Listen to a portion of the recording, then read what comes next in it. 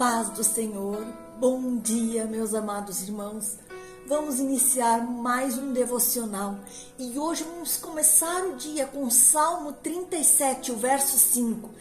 Entrega o seu caminho ao Senhor, confie nele e ele agirá. Para começar bem esse dia, entrega tudo àquele que pode todas as coisas. Confie em Deus e ele vai te ajudar a vencer. Mesmo que hoje a situação esteja difícil, lembre-se dos livramentos, das curas, das bênçãos que Deus já te deu nessa caminhada. E saiba que esse deserto é somente uma fase e vai passar. Mas se você está do outro lado dessa situação e você está muito feliz e realizado, pule de alegria, de gratidão a Deus. Saiba que em tudo a mão de Deus estava presente. Em tudo que te aconteceu, a mão do Senhor te beneficiou, te cuidou, te fortaleceu e te abençoou. Diga a Deus que você deseja cada dia mais viver na dependência dEle. Aleluia!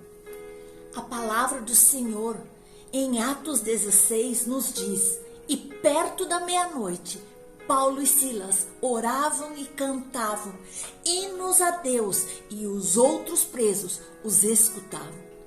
Eles estavam no cárcere, podiam ter escapado, mas não aproveitaram a oportunidade quando ela surgiu. Eles ficaram ali onde estavam. E essa decisão acabou salvando a vida de um outro homem. Isso não apenas salvou sua vida física, mas ele foi salvo espiritualmente junto com toda a sua família. E qual é que é essa história de Paulo e Silas?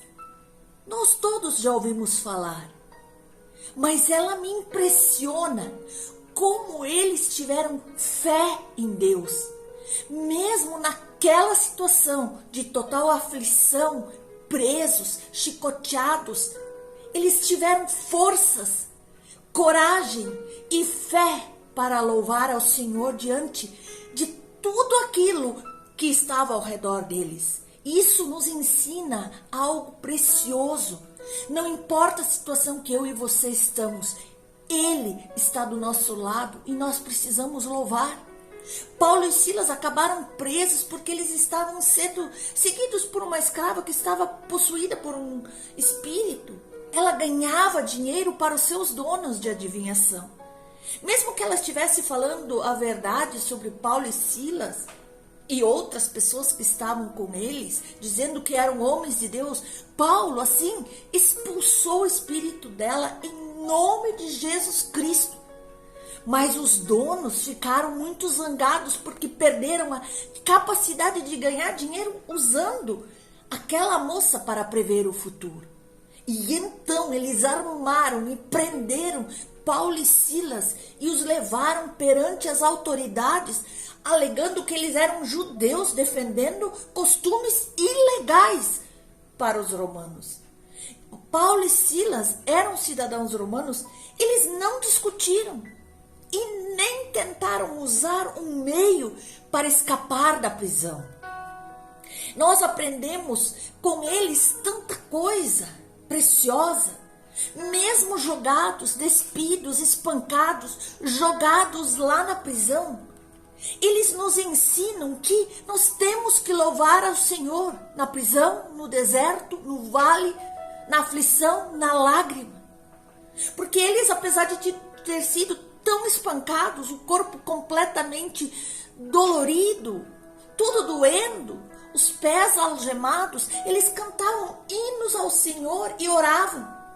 Seus louvores eram, nessa situação tão ruim, fez com que aqueles que estavam ao seu redor notassem eles e ouvissem o que eles estavam fazendo. A palavra diz justamente no Atos 16, 25, por volta da meia-noite, Paulo e Silas estavam orando e cantando hinos a Deus, e os outros prisioneiros os ouviam. Então a adoração que ele estava fazendo não só ajudou a eles, mas também aqueles que estavam ao seu redor, que estavam ouvindo essa adoração, essa oração. Pois de repente um terremoto sacudiu a prisão e as portas se abriram. As correntes de todos se soltaram. Isso nós vemos em Atos 16, 26. De repente houve um terremoto tão violento que as fundações da prisão foram abaladas. Imediatamente todas as portas da prisão se abriram e as correntes de todos se soltaram. Aleluia! Se você orar no meio da aflição, um terremoto de unção virá do céu e vai livrar você dessa situação. Você crê? E saiba que a atitude deles foi muito importante como a nossa, pois muitos nos observam. O nosso testemunho pode ser o evangelho que muitos olham. A lei romana exigia que os carcereiros assumissem a total responsabilidade pelos prisioneiros.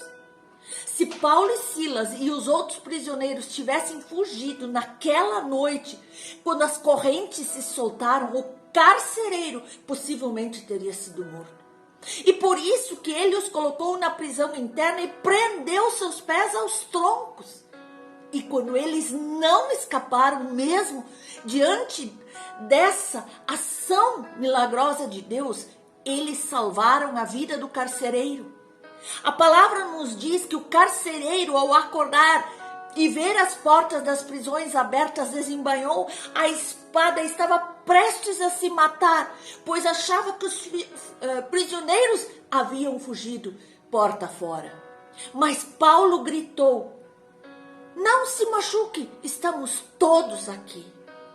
O exemplo deles mudou vidas eternamente. Paulo e Silas escolheram ficar nessa difícil circunstância em que eles estavam na prisão, quando eles podiam facilmente escapar daquele sofrimento. E esse exemplo deles levou o carcereiro a perceber que havia algo diferente neles e que ele queria tudo o que eles tinham. Que ele queria ter essa atitude diante das dificuldades, esse comportamento. E nós vemos que o carcereiro pediu luzes, entrou correndo e caiu trêmulo diante de Paulo e Silas. Então ele os trouxe para fora e perguntou: senhores, o que devo fazer para ser salvo? Num incrível ato de discernimento, Paulo sabia que eles não deveriam correr quando as correntes se soltaram e quando as portas da prisão se abriram. Ele sabia que naquela situação Deus estava trabalhando em vidas e usando aquela situação deles para que algo de bom acontecesse na vida do seu próximo. Então saiba que o carcereiro, junto com sua família, ele foi salvo.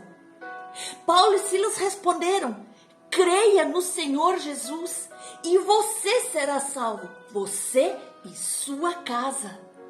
Então eles falaram a palavra do Senhor para ele e para todos em sua casa. A essa hora da noite, o carcereiro os pegou, lavou suas feridas e logo ele e toda a sua casa foram batizados. O carcereiro os trouxe para a sua casa, deu-lhes uma refeição, cuidou dos machucados e eles estavam cheios de alegria porque eles tinham acreditado em Deus, ele e toda a sua casa. Isso nós podemos aplicar no nosso dia a dia. Adorar a Deus independente da situação que nós estamos vivendo. Mesmo que nós estamos passando por uma situação ruim, nosso instinto às vezes é escapar. Não queremos sentir dor e queremos sair dessa situação. Mas o nosso louvor a Deus em tempo de angústia, lágrima e sofrimento é genuíno. Por isso nós sabemos que estamos fazendo algo em que Ele vai ouvir o nosso clamor, mesmo que Ele está permitindo esse sofrimento, é para o nosso bem, ou para o bem de alguém que está ao nosso redor, pois o nosso testemunho fará a diferença na vida dessas pessoas. É mais fácil louvar a Deus quando nós recebemos uma promoção, uma proposta, uma promessa cumprida há muito tempo, quando estamos radiantes de alegria. É muito mais difícil louvar quando nós estamos sofrendo, passando por uma situação muito complicada. Talvez eu e você estejamos numa situação em que não vemos um bom final agora, ou estamos numa situação muito difícil para as nossas vidas. Então eleve o seu louvor quando o problema começar a entrar na tua vida. Eleve porque o Senhor está escutando. Porque em Romanos 8:28 nós lemos que sabemos que em todas as coisas Deus opera para o bem daqueles que o amam, daqueles que foram chamados segundo o seu propósito. Na alegria, na dor, na lágrima, no sorriso, estampando felicidade, Deus tem um propósito. A nossa adoração, ela é poderosa. Como esse terremoto sobrenatural entrou na vida deles, na prisão, Deus se move poderosamente em nossas vidas quando nossa oração é autêntica. Não pode ser mais verdadeiro. Nós temos que ser com o coração aberto, contrito, rasgado, de amor, de gratidão a Deus. Confiamos nele de todo o nosso coração e em todos os momentos. Quando entregamos nosso sofrimento a Deus, sabendo que é parte do seu plano, diz a palavra que nós encontraremos descanso nele e ele nos sustentará. E Ele nos capacitará para a sua obra. Deus nos liberta das nossas próprias prisões. Ele nos solta os pés das algemas, mesmo quando nós não sabemos que estamos presos. Ele cura o que só pode ser curado por Ele. Ele abre as portas que só Ele pode abrir. Como diz o Salmo 116:10, confiei no Senhor quando disse, estou muito aflito. Por isso, meu amado, a tua carne pode querer desesperadamente agir, mas quando nós somos pacientes, podemos impactar a vida de outras pessoas a nosso redor. Os cristãos sim estão sendo julgados pelo mundo. Eles olham para ver se fazemos alguma coisa errada, como nós vamos agir, e quando vamos fazer algo que agrade a Deus, ou de que maneira vamos proceder quando estamos numa situação ruim. E eu pergunto, vamos arrebentar a porta e sair reclamando quando os tempos ficarem difíceis? Ou buscaremos a Deus e seu propósito, mesmo nas circunstâncias mais adversas em que nos encontramos? O que nós fazemos pode ser tão importante para alguém que está ao nosso lado, que está perdido, que perdeu o controle da sua vida, mas ele olha para nós e vê um verdadeiro comportamento cristão. Todos cometemos erros, pecamos, mas precisamos lembrar que somos chamados para um padrão diferente desse mundo aí fora. E aquilo que nós fazemos é muito importante. Portanto, lembre-se, um bom exemplo pode mudar vidas. Paulo e Silas deram um exemplo incrível de cristianismo e permaneceram na prisão mesmo quando poderiam ter escapado facilmente do seu sofrimento. E seu comportamento na prisão afetou outros presos, o carcereiro, e salvou o carcereiro e toda a sua família.